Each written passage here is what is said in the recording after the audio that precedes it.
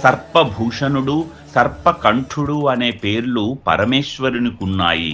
కారణం శరీరమంతా నాగుల్ని ఆభరణాలుగా ధరించడమే.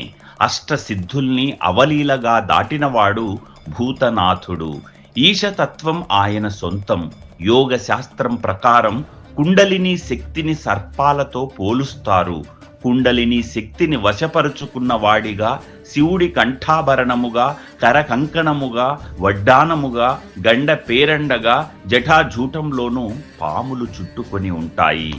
శివుడు అరిషడ్వర్గాలు, ఆది భౌతిక, ఆది దైవిక, ఆధ్యాత్మికములను జయించినవాడు. 3 కాలాలకు అధిపతి అయి కాళేశ్వరుడు. సృష్టి స్థితి లయములకు కారణభూతుడు. ఆనిమాది అష్టసిద్ధుల్ని తన వశంలో ఉంచుకున్నవాడు. వాటిని చెప్పేందుకు పరమేశ్వరుడు మెడలో సర్పాలంకారం. కుండలిని శక్తికి సర్పాలకు సంబంధం ఉందా?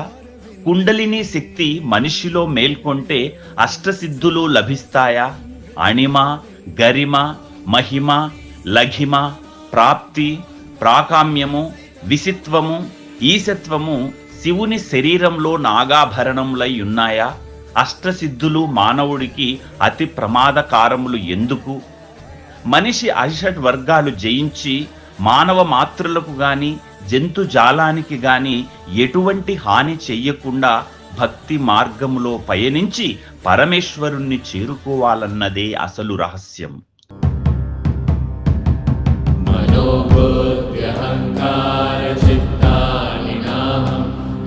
శ్రోత్రజిహ్వే న చ ఘ్రాణనేత్రే న చ వ్యోమ